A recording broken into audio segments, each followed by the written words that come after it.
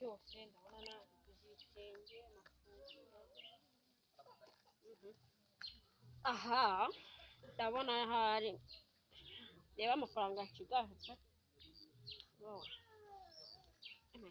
mbona birimo bigwama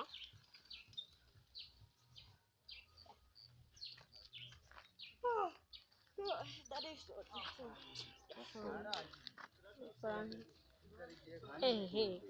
cyana yafite yewe use ndarya iki hano ku munanana ndabona hari ikintu umuntu yarya.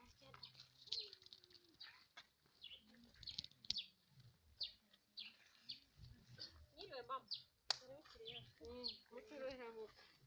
avoka n'ibidiya biryoshye ibyo ni ibidiya ibi ni ibidiya rwose kanumba biraryoshye rwose mo bingahe utanu nangahe kimwe n'ijana ngakora na avoka nziza ziryoshye nazo ziraryoshye yego ko mana yanjye ahubwo mbara urushuni wa basi wuje ibidiya byo ngo narebere zijagera nizo ziba zinaryoshye cyane biraryoshye ku munsi yumbikire by'igihumbi hano harimo nanga komande mba naranguye mama akira n'ingiyi batwara zingahe se mama ubu batwara izo tatwara izingi oya ariko mani yindi mani yindi utanyishyuye se ma umwana arambura rero erega utansubiza yego ko mana yagasanga suko ko ubu kandebe mama toye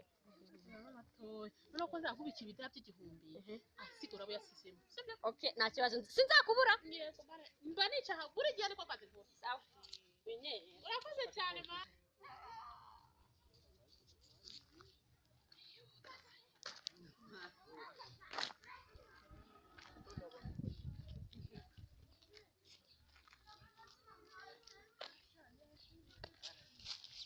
nageraho pe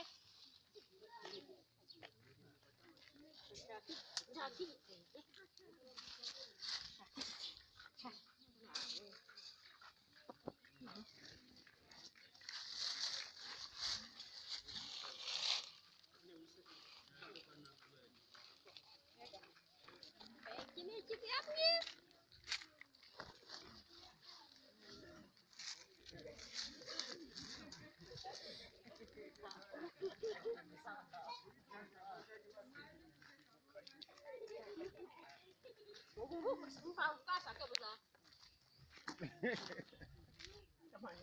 umuntu agira na bote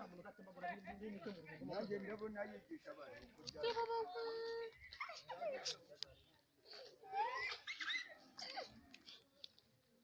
umugore ukaba wamutunga